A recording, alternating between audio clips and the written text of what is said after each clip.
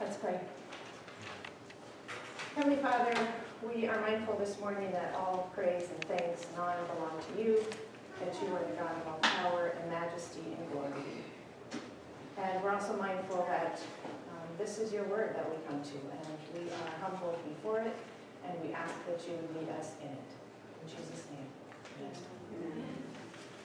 Well, in our study of the book of Daniel this summer, we have moved into the second half of the book, where Daniel has a series of 4 prophetic visions that reveal the future for his people after exile when they are back in the land of Israel. 2 weeks ago, we worked through Daniel 7. That was Daniel's vision of 4 beasts that represented human kings and kingdoms. But in that vision, Daniel also had a glimpse of the heavenly throne room. He saw the Ancient of Days on a fiery throne. And he saw the one like the Son of Man receiving a kingdom. Much of what Daniel saw in that vision and in his other visions has already been fulfilled in history, but not all of it. And like many of the prophecies in the Bible, the fulfillment of these visions is not necessarily limited to a specific time and place in history. There is still relevance for us today. This week, we're looking at Daniel's second vision. And like the vision in Daniel 7, this one also involves beasts that represent kings and empires. And in fact, the 2 visions are related. Both of them describe the persecution of God's people and the eventual defeat of the enemies. Both of them give us a glimpse into the cosmic heavenly realm. They take us into the world of cosmic affairs. But there are also significant differences between these 2 visions. The vision of Daniel 7 was a stunning portrayal of God's eternal kingdom and his eternal king and the future of that kingdom for his people, for those of us who will inherit that kingdom and rule with him forever. It was a glorious message of encouragement and comfort that we get from taking the long view of history. In today's vision, we do not get this magnificent view. Instead, we witness the overwhelming forces of evil, such that God himself suffers alongside his people. God himself is assaulted, and something that is very precious to him is destroyed. But the vision also makes clear that despite the suffering, despite these losses, God maintains control. He's the one who allows the enemy to flourish, but just for a season. The destruction of the wicked, of his enemies, is appointed and it is sure. And there is some comfort in that truth for the people of ancient Israel and also for us. So let's take a look at the vision. We're going to look at verses 1 through 14, Daniel 8.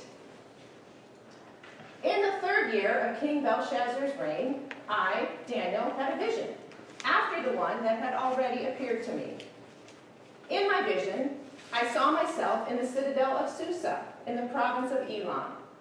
And in the vision, I was beside the Ulai Canal. And I looked up, and there before me was a ram with 2 horns, standing beside the canal. And the horns were long. One of the horns was longer than the other, but grew up later. I watched the ram as it charged toward the west, and the north, and the south. No animal could stand against it, and none could rescue from its power. It did as it pleased, and became great. As I was thinking about this, suddenly a goat with a prominent horn between its eyes came from the west, crossing the whole earth without touching the ground. It came toward the 2-horned ram I had seen standing beside the canal, and charged at it in great rage. I saw it attack the ram furiously, striking the ram and shattering its 2 horns. The ram was powerless to stand against it. The goat knocked it to the ground and trampled on it, and none could rescue the ram from its power. The goat became very great, but at the height of its power, the large horn was broken off, and in its place, 4 prominent horns grew up toward the 4 winds of heaven. Out of one of them came another horn, which started small but grew in power to the south and to the east, and toward the beautiful land. It grew until it reached the host of heavens, and it threw down some of the starry hosts to the earth and trampled on them. It set itself up to be as great as the commander of the army of the Lord. It took away the daily sacrifice from the Lord, and his sanctuary was thrown down. Because of rebellion, the Lord's people and the daily sacrifice were given over to it. It prospered in everything it did, and truth was thrown to the ground. Then I heard a holy one speaking, and another holy one said to him, "How long will it take for the vision to be fulfilled? The vision concerning the daily sacrifice, the rebellion that causes desolation, the surrender of the sanctuary, and the trampling underfoot of the Lord's people." He said to me, "It will take 2,300 evenings and mornings, then the sanctuary will be reconsecrated." The word of the Lord. Thanks be to God. So, like Daniel's first vision, this vision takes place during the reign of Belshazzar. Belshazzar is the Babylonian king who saw the hand writing on the wall. And this is a significant setting for both of these visions, because they both feature a blasphemous, arrogant king who shakes his fist in God's face, much like Belshazzar had done. In this vision, though, Daniel sees himself in Susa, which is 220 miles east of Babylon in modern-day Iran. And one reason for this change of location from Babylon, where Daniel lives, to Persia, is that what Daniel sees in this vision doesn't concern Babylon at all. It concerns a time in history when Babylon has fallen and Medo-Persia is the empire of the day. So Daniel sees a ram with two horns on the banks of a canal. And he sees one of the horns come up later and grow a little bit longer. Now in the Old Testament, rams are often symbols for leaders and rulers, and that fits in this vision. And horns are a symbol for power. So one of these two horns would be more powerful than the other. The ram dominates animals from three sides. Daniel says that there was no animal that could stand against it.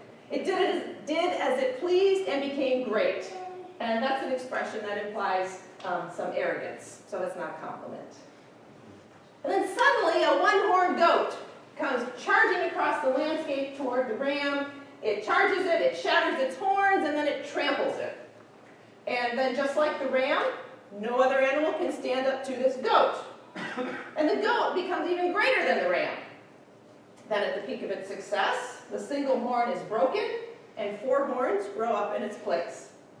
Then there's another little horn that sprouts from one of these four horns, grows to astounding proportion, and the text says it grows towards the south, the east, and then the beautiful land. That's a reference to Israel. In the Bible, and specifically Jerusalem. In the Bible, Jerusalem and Israel are considered beautiful because that's where the Lord chose to put his name, where he chose to dwell. But the little horn isn't done. It then grows up to the host of the heavens, and it even manages to throw some of them to the ground and trample them.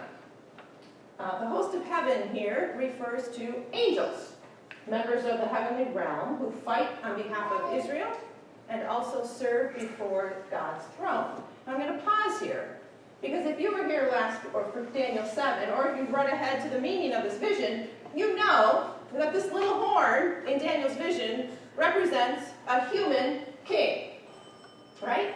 And how can a human king throw down and trample angels?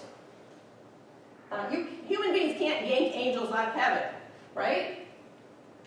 But remember, in Daniel 7, we saw this too. These visions sometimes blur the lines between the celestial realm and the earthly realm. We get a little sneak peek behind the curtain of what's going on in the heavens. We get these a few times in the Bible, and in the book of Daniel about 3 or 4 times. And in these little glimpses that we get, we see that what's happening on earth is somehow mirrored by what's happening in heaven. There's a relationship between the two. So from our vantage point, the distinction's not always very clear. So when this vision tells us that a human king pulled angels out of heaven, it means that a human king was assaulting and trampling the people on earth that those angels in heaven represent. There's a celestial battle that here. I know, this is all a little weird for us, isn't it? We don't think about this often. We'll see more of this, because the vision continues with the little horn setting itself up to be as great as the commander of the heavenly host. Well, that's a reference to God himself. Now, obviously, a human king is not in the heavenly realm launching an assault against God himself. But the angelic representatives of that human king and the nations he represents are launching an assault. In the process of this assault against God, it says the little horn is able to take away the daily sacrifice. That's a reference to the sacrifices that took place in the temple. Every morning and evening, sacrifices were made. And by using the daily sacrifice, it's referring to the entire temple ritual. And the little horn is actually able to severely damage the sanctuary or the temple. So in this assault of the little horn, God himself, the commander of the heavenly host, suffers some loss. To all appearances, the little horn achieves everything he sets out to do. And that's where the vision ends.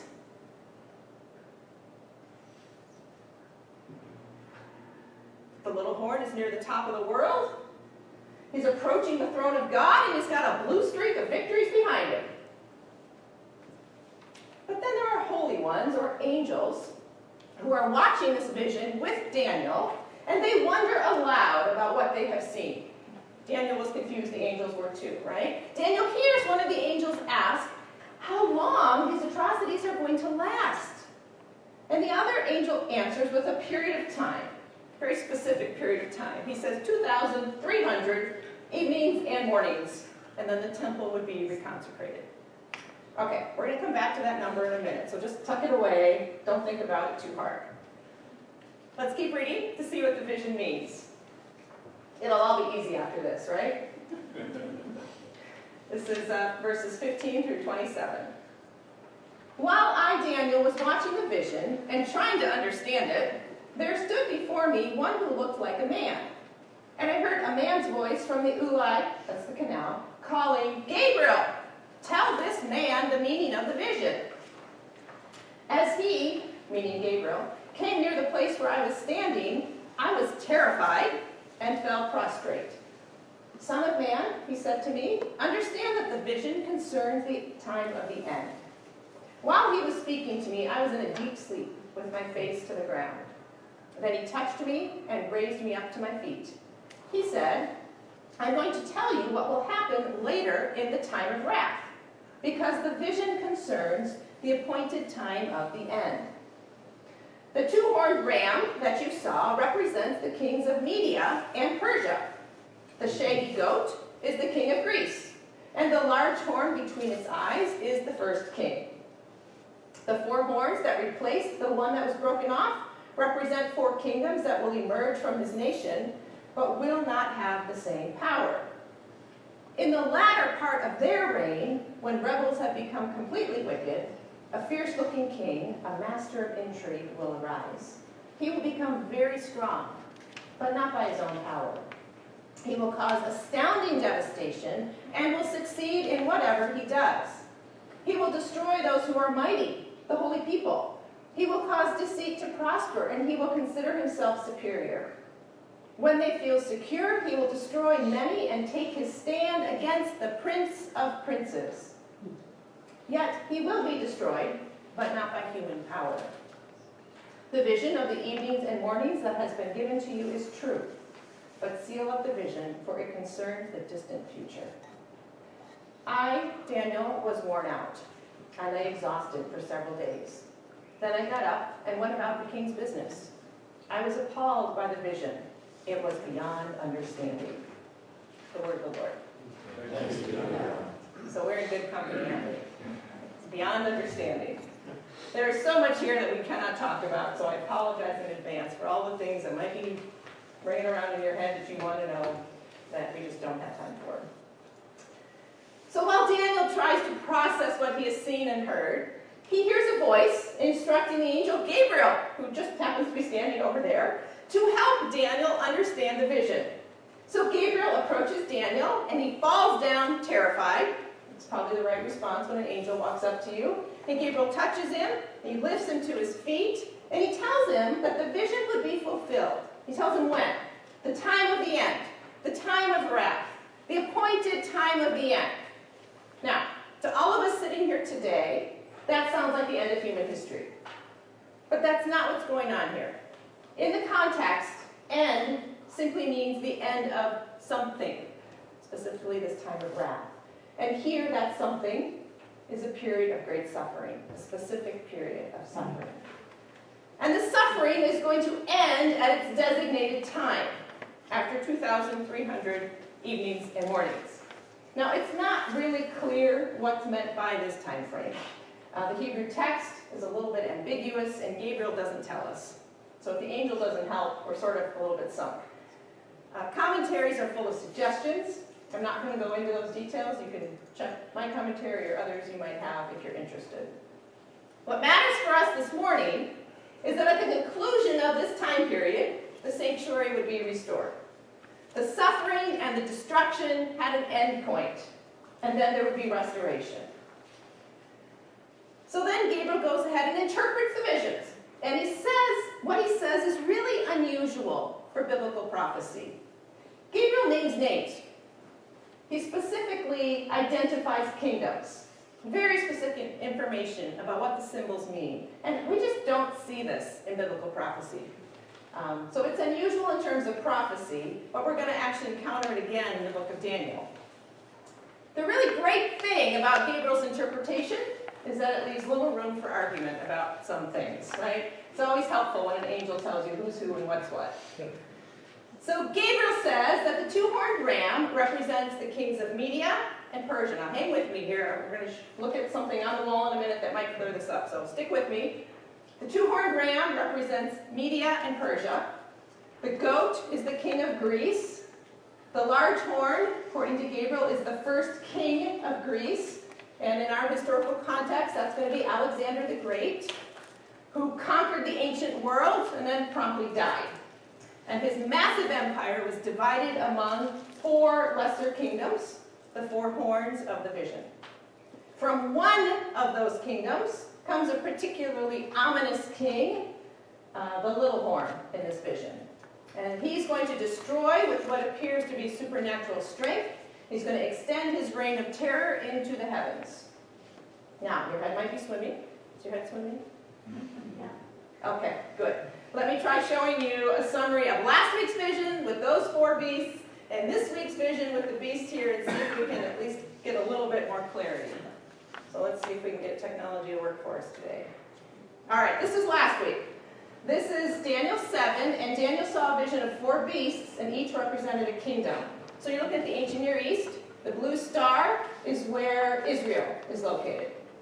The first beast that Daniel sees is a lion with wings. I know, no wings there, but imagine. And that represented Babylon, and specifically Nebuchadnezzar's Babylon. The second beast he saw was a bear, and that represented the nation, the empire of Media. And the third beast was Persia, and that was the leopard. This is a very nice looking leopard. Daniel's had 4 heads and 4 wings. And then the fourth beast was this terrible beast with 10 horns, and that was Greece. And then from the horns of this fourth beast grows a little horn, the Seleucid king, Antiochus IV Epiphanes, there he is, who severely persecuted the Jews 2 centuries before Jesus shows up. Okay? Everyone clear on this much? All right. So with this in mind, let's compare it to the vision of 8, chapter 8. We're looking at Daniel 8 now. First, Nebuchadnezzar and Babylon that he represented are gone from the sea. And then Daniel is seeing this vision in the, those are still from chapter 7. I'm going to talk about them in a second. So hang on, we're getting to 8, making the transition from 7 to 8 here. Daniel's vision takes place in the 3rd year of Belshazzar.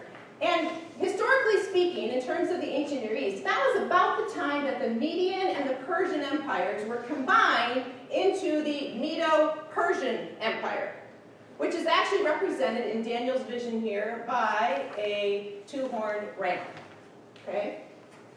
The main historical character associated with this two-horned ram is named Cyrus. You may have heard of Cyrus. He'll come up again in a couple weeks. The Medo-Persian Empire ultimately becomes simply the Persian Empire, and it extends across a great amount of the ancient Near East. Oops, I'm not quite done. Sorry. Oh, I don't want him yet. There we go. Sorry, Garrett. So the Medo-Persian Empire ultimately becomes the Persian Empire and extends across a whole lot of the ancient Near East, but its days are numbered because in the West we have the Greek Empire coming to prominence under Alexander the Great, and he is here, this one-horned goat. And his empire will stretch from Greece all the way into India. But at the peak of Alexander's power, he dies. So that single horn is broken off, and his massive empire is divided into at least 4 sections among 4 generals. One of those sections was ruled by a dynasty known as the Seleucids. And one of those kings severely persecuted the Jews during the 2nd century BC. This is the little horn of Daniel's vision. Both visions, Antiochus IV Epiphanes. All right, you can get rid of this now, Garrett. Thank you. I don't know if that cleared things up or not, but we're done with the beasts for now. So back to this assault against God's people. During Antiochus IV's assault against the Jews, he slaughtered Jews, he plundered the temple, he outlawed Judaism, he made it a crime to practice circumcision, he forbid the celebration of festivals and even the Sabbath, the weekly Sabbath. He burned sacred scrolls and their owners, he killed them. The temple was turned into a pagan shrine where Gentile priests offered pigs on the altar. Jews were martyred if they refused to worship Zeus. All these actions that Antiochus took against God's people and the temple 200 years before Jesus comes so desecrated the temple that they all but abandoned it. It was overgrown with weeds and the people did not use it. It was so defiled. Then finally, the Jews are able to successfully rebel and revolt under the leadership of a family known as the Maccabees. And their temple was purified and rededicated. This rededication took place in 164 BC, and every year, still, that event is celebrated. Did you know that? Right around Christmas time, when you're getting your trees up, and you're thinking about gingerbread cookies, there's a Jewish celebration that's happening in December. What is it? Hanukkah. Hanukkah is the celebration that commemorates this restoration of the temple after Antiochus IV had so defiled it. They've been celebrating it since 164 BC. So those are the historical circumstances depicted in Daniel's vision here. It's this terrible persecution of the Jews under Antiochus IV. But even though a whole lot of what we see in this vision has already happened, it doesn't mean there's not continuing relevance. Jesus and the New Testament authors all refer to Daniel's visions, some of Daniel's visions, with respect to future events. So there's something in here that still matters. The events surrounding Antiochus IV and the Jews create a pattern that continues into the future. And ultimately, it foreshadows what will happen at the end of time. Antiochus IV may be long gone dead, and you probably never heard of him until about 2 weeks ago, I'm guessing, right? He's long gone dead. But I assure you, he has a long list of successors. Blasphemous, arrogant leaders who shake their fist at God and everything that matters to him, including his people. History is full of Antiochus IV. And the future is going to be full of him too. Until the final Antiochus IV, that's Antichrist, launches his own assault against God. We don't know when that's going to be. We don't know how long the evil will last, how long God's going to allow his enemies to appear to have unfettered power. And Daniel 8 doesn't help us know. Doesn't give us any hint. Daniel 8 also doesn't remind us of God's glorious future victory and the magnificent inheritance of the kingdom by his people. It doesn't do that. Daniel 7 did that. Daniel 7 cast the long view on suffering, and it gave us a glimpse of the divine throne room. It showed us God's judgment of oppressors, and it promised future reward for God's people. Daniel 8 has none of that splendor. It settles in on suffering. And it simply offers the comfort that evil will not endure because God is in control. Lo, its doom is sure. God will bring evil to an end at its appointed time. Now, there is comfort in that, right? It's kind of a stingy comfort, isn't it? We'd like a little more. Can't God step in now? Can't God stop suffering now? Can't God make all things new now? I suppose he could. But for his own purposes, he allows the suffering wrought by sin and sinful people to rage on. So what do we do with that? What do we do with this vision? How is it helpful for us today, instructive for us today? We got two suggestions. First, we need to learn the language of the angels in this chapter. How long? How long will this vision last, they asked. How long are these atrocities going to endure? How long is the language of biblical lament?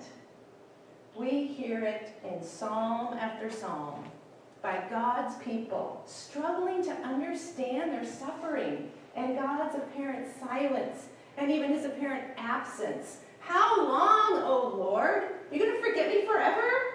How long, O Lord? Are you going to be angry forever? How long, O Lord? Are you going to hide forever? How long, O Lord, will the wicked be jubilant? How long must your servant wait? Those are all from the book of Psalms. How long? They're questions asked by suffering people when they see no end to their circumstances. They're the questions asked by suffering people who feel abandoned by God. And that might be you. Or it might have been you. Or it might be you in the future.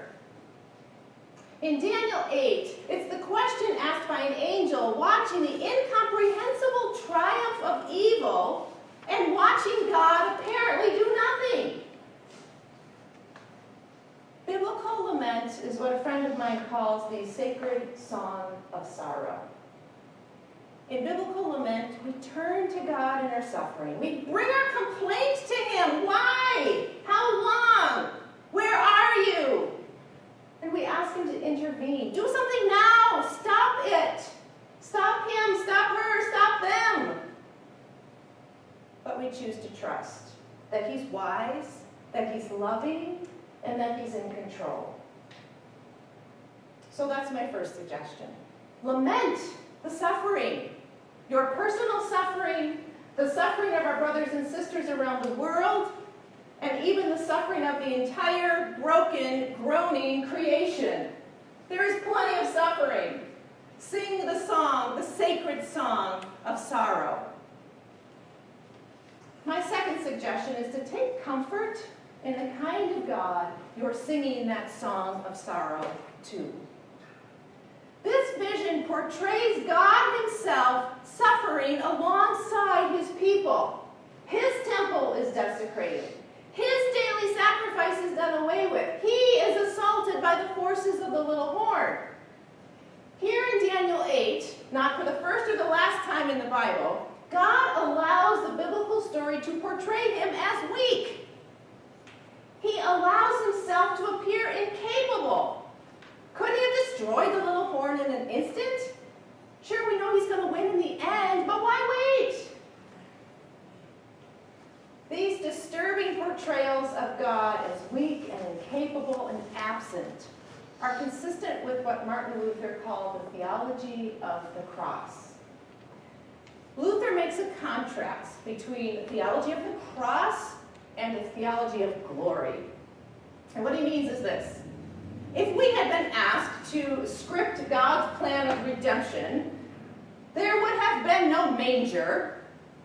There would have been no scandalous birth. There would have been no trial, no flogging, no cross, and certainly no grave. We would have written a theology of glory in which God entered the world with all the appropriate grandeur he deserved as the rightful king, and people would have received him gladly, right? That's the story we would have written. That's not how God works. God works through weakness. God works through meager means sometimes. God works with what we would discard. And God chose to accomplish his work by taking on the limits of ligaments and tendons and skin. In the person of Jesus, God himself squalled and spit up. He dripped sweat and he got tired. He had to learn how to walk. Think about that. God had to learn how to walk. He got hungry. He even got frustrated. Through Jesus, God entered into his creation's limits and its pain, and he suffered alongside his creation. And he suffered a loss greater than anything we can ever know. In Jesus, we have a high priest who stands before the throne of God with full understanding of our pain. And we have a Father whose heart has been broken. And we have a Spirit who's an empathetic intercessor for us. You may have heard of the famous evangelist Tony Campolo. I don't think he's doing much anymore if he's even still living, but he has a famous sermon that he preached about Good Friday. Its title was, "It's Friday, but Sunday's coming." You heard it? Anybody heard it? It's Friday, but Sunday's coming. It's Friday and everything is black and dark and full of despair. But Campolo reminds his listeners, the story's not done on Friday. Resurrection Sunday's coming. It's Friday, but Sunday's coming. Now, he's right.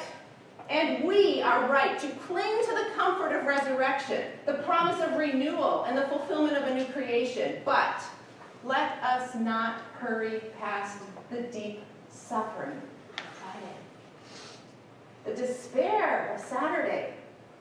To all the world, including and perhaps especially Jesus' followers, it looked like their God was weak, that he had lost, that he had utterly abandoned his own son. When we live in the space where it seems like God is silent, where it seems that God does not care, let us lament. How long, oh Lord, how long? How long will Friday and Saturday last? How long until we see the full dawn of Sunday's new creation? And let's endure the darkness, knowing that the full Resurrection Sunday awaits. Let's remember that God, by enduring that darkness of Friday and Saturday himself, made eternal Sunday possible. Let's pray. Heavenly Father, how long? How long until you right the wrongs and make all things new? How long until the suffering and groaning of your beloved but broken creation is done away with? We acknowledge that we don't like the pain, we don't like the suffering we see around us. We are grieved for those who are persecuted for their faith in you. We hate that good people suffer while the wicked seem to prosper. Bring your kingdom in its fullness. Reveal your glory. Wipe away evil forever. Do it now, Lord. Do it now. We ask this in faith and trust because our great high priest Jesus, who knows what it is to suffer, who knows our weakness and intercedes on our behalf.